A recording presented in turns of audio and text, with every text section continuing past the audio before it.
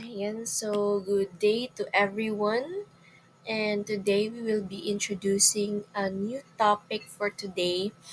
Our topic for today is motivation. So we will be going over motivations, our emotions, and personality. And we will be talking about theories of motivation. So, what is motivation, by the way? So, motivation is our need or our desire that is directed towards a specific goal, people. So, many people have used different strategies and life hacks not to try and improve their motivation, and with some have seen success and others not so much in life. So, we all have different drives. So, we have the primary drive, our primary needs, and we also have secondary needs. So when we say primary needs, so these are things that motivate us to take action. So we can see that we have primary needs and secondary needs. Again, primary needs are things that are biological. For example, if you are hungry or thirsty, no, and secondary needs are psychological, no. It involves social approval or a sense of belongingness.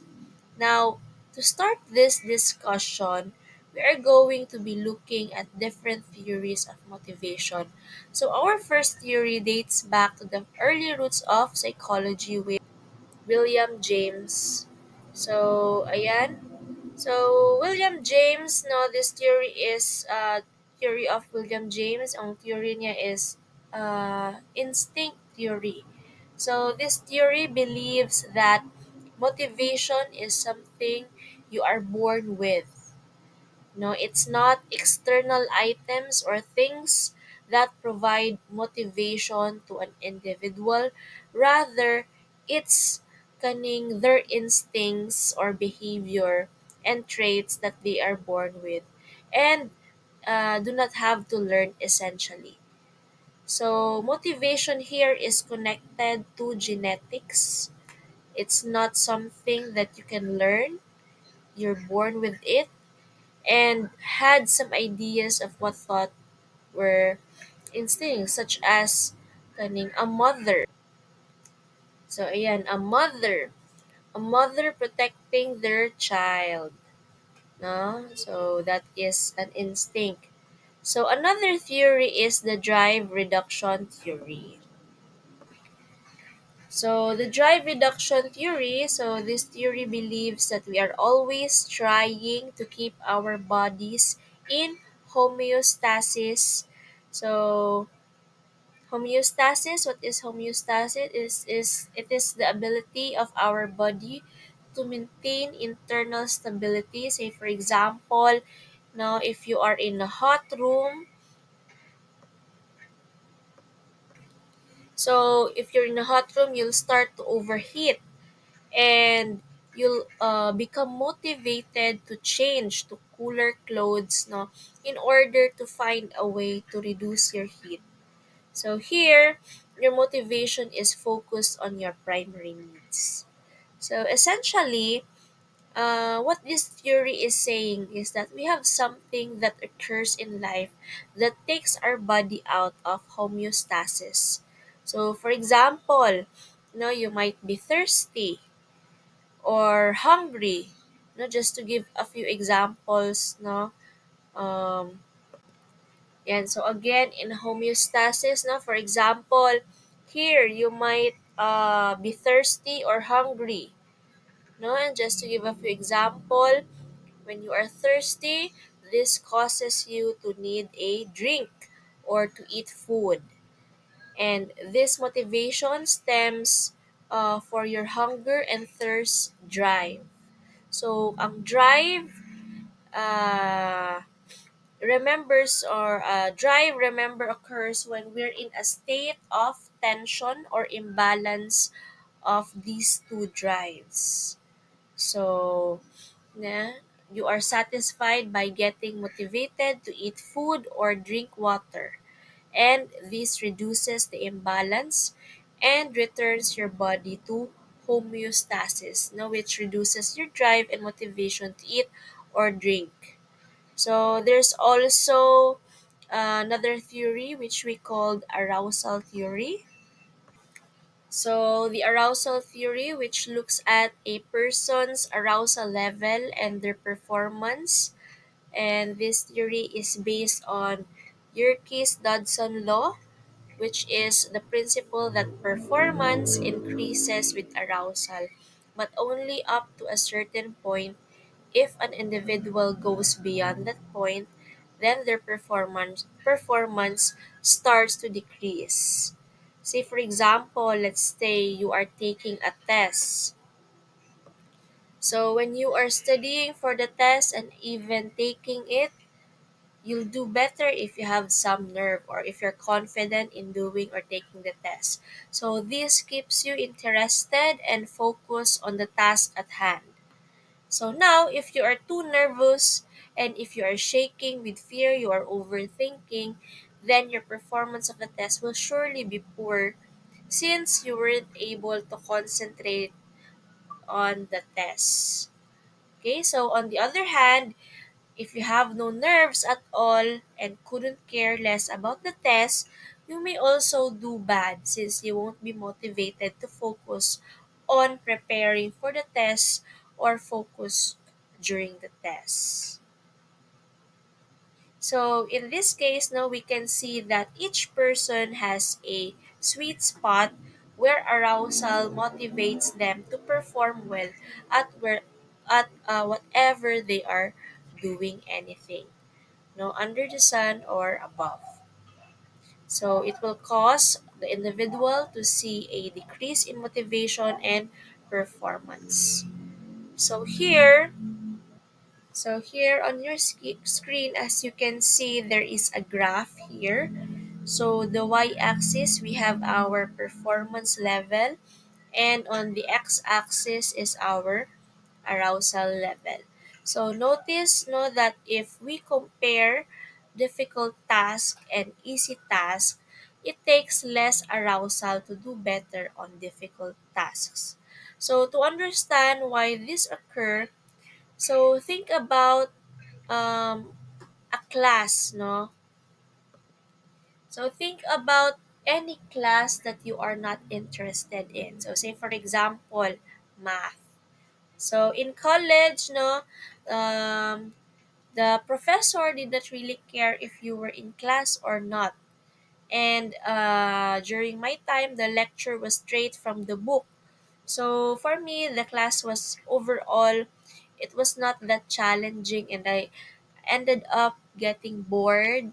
And even though I got bored, I actually struggled a couple of tests because my motivation for the class was so low since it didn't pick my interest. So due to the easy nature of the class, so ayan no, with the kaning easy course of the class. So with that, I made mistakes no because I wasn't able to be motivated for the class. And on the other hand, now this theory can also explain when someone is kaning over aroused or stressed, so they stop or give up. For example, if students are taking a class that is kaning too difficult for them, so they might start skipping the class or refusing to do the work since they are over aroused and are seeking to try and reduce their arousal. We can see this when looking at the graph, no? So, ayan.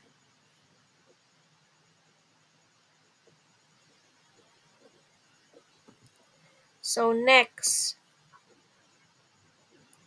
So, here, we can see the hierarchy of needs. So, this was created by Abraham Maslow, and this theory seeks to explain how individuals are motivated based on their current level state.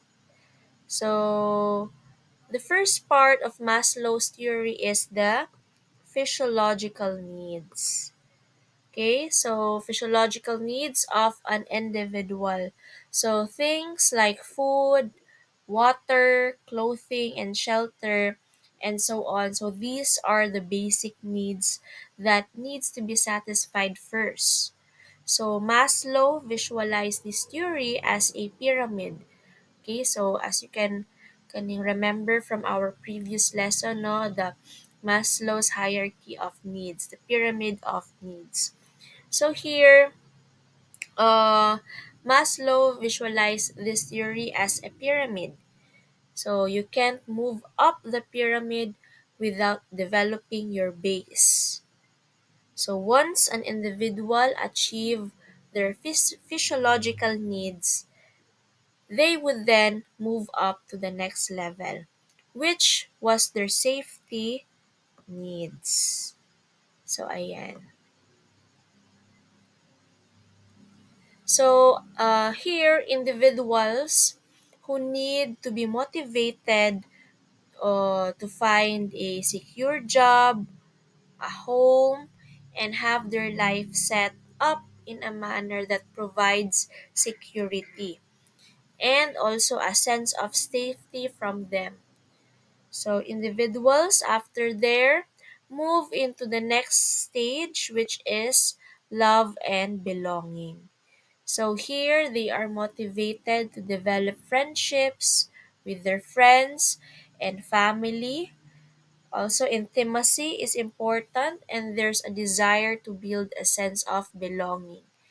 So if an individual does not have the first two levels of Maslow's hierarchy of needs, so they'll not seek companionship and will instead focus on fulfilling those first two levels. So this is why, especially for children who are developing, so it's important for them to have access to resources that fulfill their physiological needs and a safe place to call their own. So, ayan, once an individual has satisfied the first three levels, so the individual then moves into the next stage, which is the esteem. So the esteem needs, so here individuals develop self-esteem, respect, and independence from others. So this allows them to develop agency and competence. And after that, no, when they reach this stage, no, individuals move into the next stage, which they reach the self-actualization. So this is when individuals has a desire to achieve and they seek answers to larger questions. So they are motivated to understand their own identity and the world around them. So individuals here are motivated to achieve more concepts such as morality, creativity, problem solving ability, and all start to become fine-tuned. So during this stage as individuals, they continue to grow intellectually. So ayan, we can see that Maslow's hierarchy of needs shows us that we need to obtain the basic needs first before we can move up to the higher levels.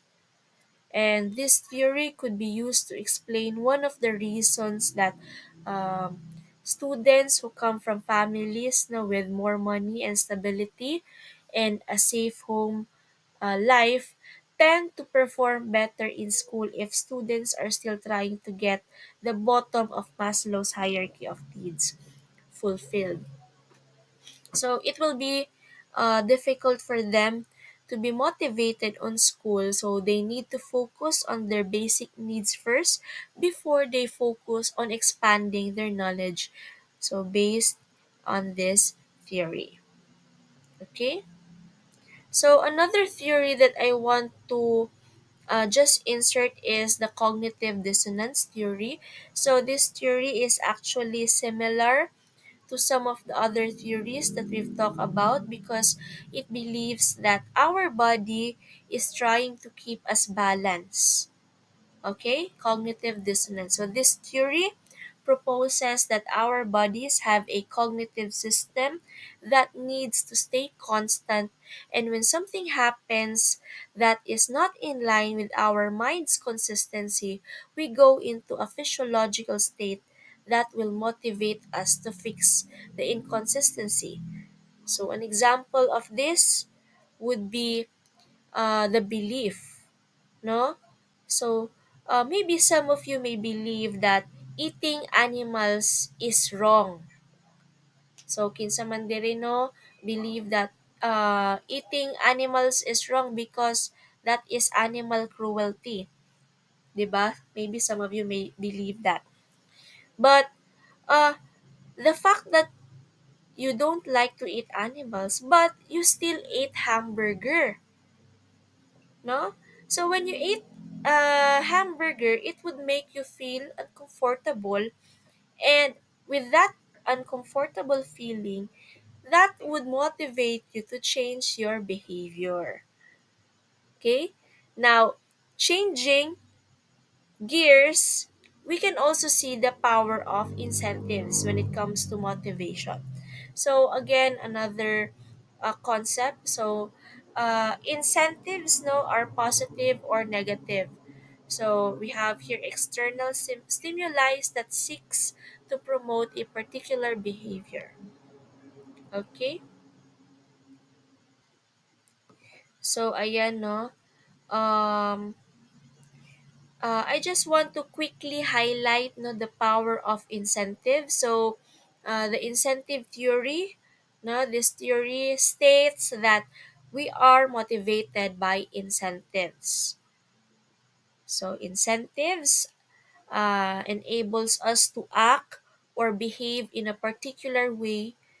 So, say for example, no, studying, no, studying is one of the ways for students because kaning it gives incentives, no, probably to get a better grade in your class or to make sure that you do well in the upcoming exam. So that is your incentive is to have a high GPA. Okay. So ayan no as a student no understanding incentives is very important, especially when there are extracurricular kaning activities in your school. So that will also give you incentives. Also, incentives also is very important in the world of business. So ayan no, this is a way to motivate employees to not only improve their productivity but also quality.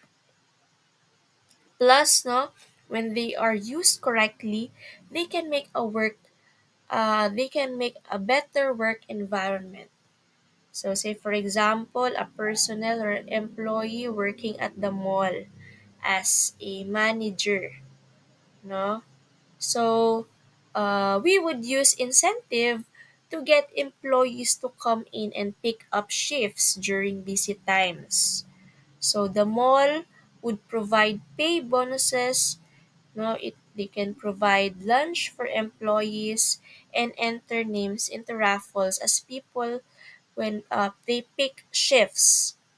So, this allows productivity and a positive work environment during peak days, no, during holidays, and when the mall needed employees to continue to work hard during the day now. Okay, so with that, no, traditionally incentives are extrinsic motivating forces, meaning they are outside factors that motivate individuals. So this can be effective in the short run, but they are not as long lasting as intrinsic motivation. So when we say intrinsic motivation, this is when an individual is motivated by internal forces. Say for example, kaning, um, based on from my last previous example, no, the mall employee. So the mall, no, a great example. The mall was a great example of an extrinsic reward that motivated workers extrinsically. But employees who want to come in and help out, no, and want to do a good job because they found value in that, no, kay wala lang, gusto lang nila na magtrabaho, gusto lang nila na ah, dagdag sa manpower. So that's an intrinsic motivation. And that is a lot longer lasting one. So other example of an intrinsic and extrinsic motivation can be school students who are only taking a class for a grade. Okay? So students who are taking a class for a grade will have a harder time enjoying the class. They may not learn as much since they are going to be focusing on the extrinsic reward, which is the grade. While students who are taking class because they are interested in the subject and want to learn more, intrinsically motivated and will get more out of the class. Okay? So when extrinsic rewards are the main driver for an individual, so an individual may experience the over-justification effect, which is when the external incentives decrease, a person's intrinsic motivation will also lead individual to most likely stop performing a task or decrease how often they perform the task once the external incentives decrease or stop. So as we can see, motivation can take different forms. So sometimes motivation can come from a place that has nothing to do with our survival or our biological needs. So Henry Murray looked at motivation and found that sometimes an individual has motivation to push for a mastery of a subject and will continue to achieve more significant accomplishments even when they're already been successful. So this is known as the achievement motivation. So achievement motivation, so this is one of the reasons why actors who have already accomplished fame and wealth continue to take on harder and harder roles, or why technology innovators who have already made plenty of money with innovations they have been already created continue to push the bounds of technology, right? So now we've already talked about a lot of concepts no in this kaning subject, but we have a couple more concepts that we need to go. So ayan. Okay, next. So another concept no with motivation is about self-efficacy. Now it's by Albert Bandura. So Albert Bandura defines self-efficacy as an individual's belief in their own ability to exercise control over their own lives, and the higher a person's self-efficacy is in a specific task, the more confident an individual is in performing that task. So Bandura believed that there were four different factors that kaning determine an individual's self-efficacy. Okay? So the first one is being, ayan, your past experiences. So for example, if you completed a similar task in the past, you'd be less intimidated by future tasks that are similar, no, sa inyuhang next experience, no? Okay? Okay. Next is vicarious experience. So when we say vicarious experience, no, this is when you observe someone else performing a task and you see them succeed or fail. So for example, have you ever watched a game, uh, a movie or a game show and uh, thought of it as an easy game? So you can do that, or maybe you watch a different individual fail at a particular task, and now you think that task might be pretty hard. So another aspect of self-efficacy is social persuasion. So we can see that when other people or other individuals give you encouragement and support, you will develop a higher self-efficacy for the task at hand. Pero, if others are continuously saying na dili nimo kaya, you can't do that, or that task is too difficult, no, so the opposite will also happen. So that is for um, social persuasion. Okay? And the next one, lastly, there is physiological feedback. So this is how your body reacts to the task that you're trying to perform. For example, so if you have to give a class presentation and you start to feel kaning kulba, no, na ay kanang kulba, your heart starts racing and you might perceive that as you are excited to present. So this would increase your self-efficacy. Or if you perceive that you are terrified and you are going to throw up, no, this will decrease your self-efficacy. No. Now, I want to stress that self-efficacy is different from a person's self-esteem.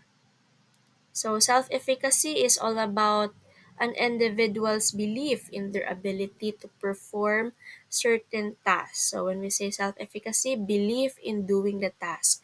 While self-esteem is the respect one has for themselves. So say for example, when we say self-esteem, I say that I know that I'm a good person, and um, that would be an example of me having a high self-esteem. But not having self-efficacy, might be saying that I know I'll get on kaning si tawag ani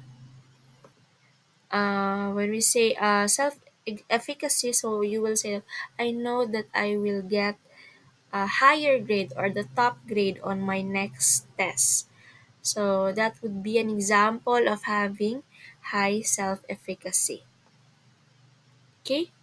So now, no, you are kaning task to answer